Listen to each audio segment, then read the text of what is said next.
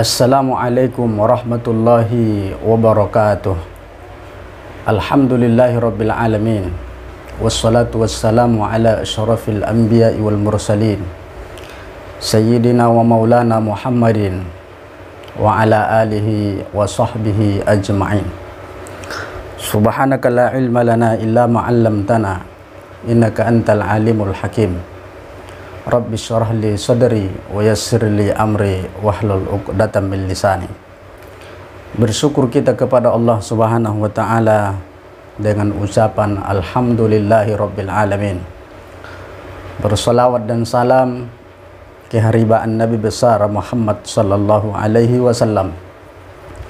Allahumma salli ala sayyidina Muhammad wa ala ali sayyidina Muhammad. Pada pertemuan ini kita akan membahas sebuah tema, kalau sudah beribadah kepada Allah dengan cinta. Dalam kitab Muhtarul Ahadits, hadis yang ke-517, Rasulullah sallallahu alaihi wasallam di dalam hadis yang diriwayatkan oleh At-Tabarani yang berasal daripada Abi Umamah. Apa kemudian kata Nabi sallallahu alaihi wasallam? Habibullah ila ibadihi yuhibbakumullah. Kemudian kata Nabi sallallahu alaihi wasallam, habibu, cintai kamulah Allah akan Allah Subhanahu wa taala, ila ibadihi, dengan beribadah kepada Allah Subhanahu wa taala. Kalau ibadah sudah didasarkan dengan cinta, maka ibadah itu akan menjadi sebuah kebutuhan lebih tinggi daripada kewajiban.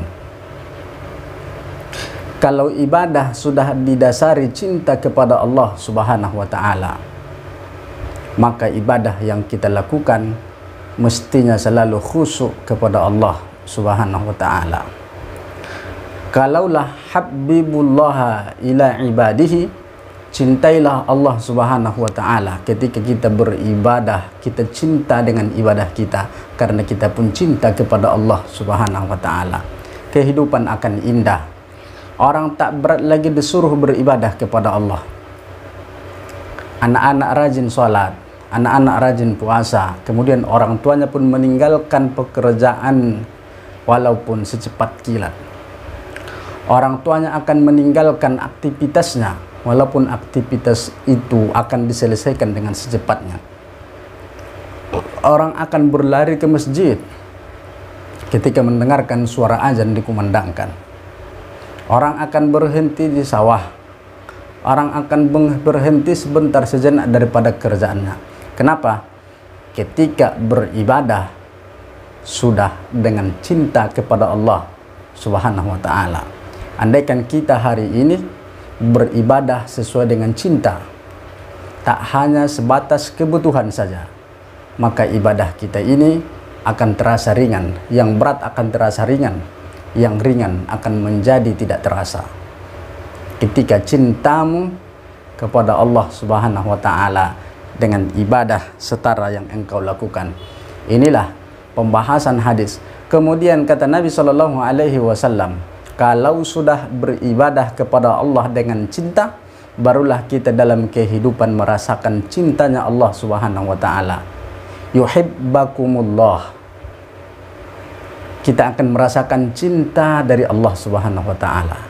Perasaan cinta akan kita rasakan dan itu tidak bisa diceritakan. Dia dirasa, perasaan kita.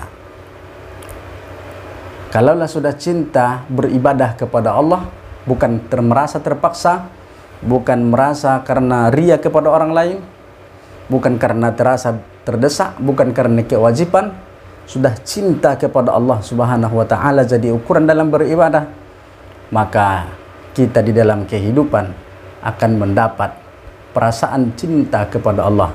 Cintanya Allah Subhanahu wa taala sudah kita raih di atas dunia, dan itulah cinta di atas segala-galanya.